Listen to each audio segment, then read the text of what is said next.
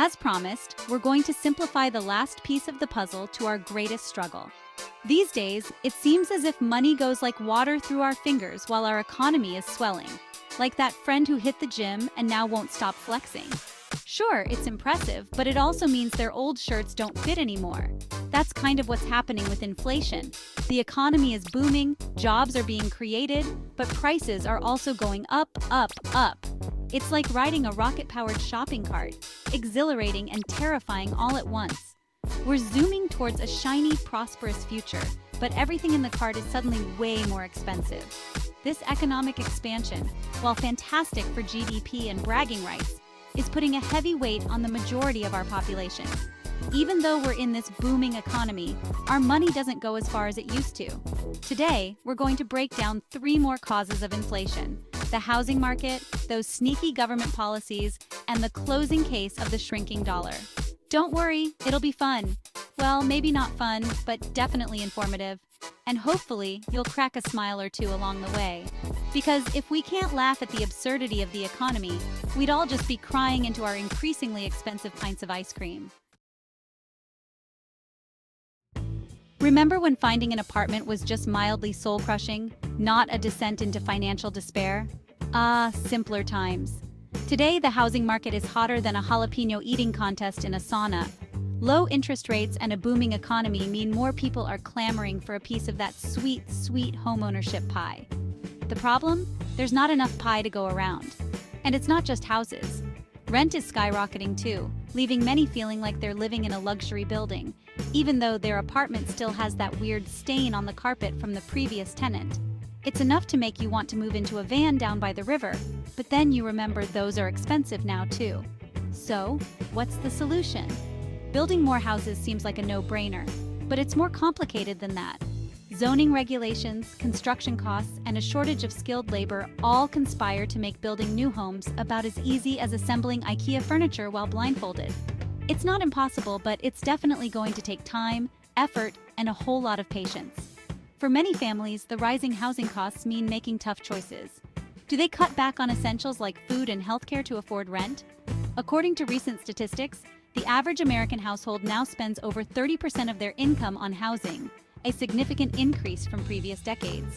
Foreclosures and evictions are becoming more common, forcing families to uproot their lives and seek more affordable living conditions. Single parents and low-income families are hit the hardest, often working multiple jobs just to keep a roof over their heads. Communities are coming together to discuss solutions, from affordable housing initiatives to rent control measures. While the road ahead is challenging, there is hope. With concerted effort and smart policies, we can make housing more affordable for everyone. Well, now that we understand that, let's turn our attention to the government, those benevolent overlords of economic policy. When it comes to inflation, the government is like a well-meaning but slightly tipsy uncle at a wedding. They mean well, but their actions can sometimes have unpredictable consequences. To combat economic downturns, governments often turn to fiscal and monetary policies. Think of it as giving the economy a little caffeine boost, a tax cut here, a bit of government spending there, all to get things moving and shaking. But just like that 4th cup of coffee, too much stimulation can lead to jitters, anxiety, and in this case, inflation. See, when the government pumps money into the economy, it can lead to what economists call demand-pull inflation. It's like showing up to a Black Friday sale with a pocket full of cash and a severe lack of impulse control. Suddenly, everyone wants everything, but there's only so much to go around, leading to, you guessed it, higher prices. And then there's the issue of government debt.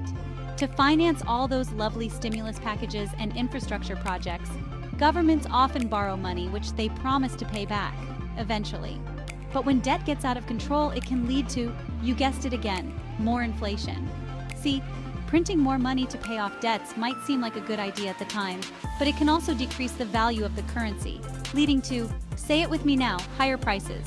Take Zimbabwe, for example. In the late 2000s, the government printed excessive amounts of money to pay off debts, leading to hyperinflation where prices doubled almost daily. In the United States, the national debt has surpassed $28 trillion as of 2021.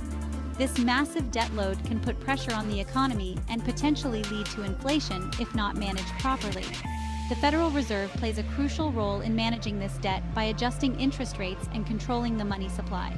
Quantitative easing, for instance, involves the Fed buying government securities to inject money into the economy, which can help in the short term, but may lead to inflation if overused. It's a delicate balance. Too much money chasing too few goods leads to inflation, while too little can stifle economic growth. Economists continue to debate the best ways to manage national debt and money supply to ensure a stable and growing economy. Can we really expect a stable economy? What are your thoughts?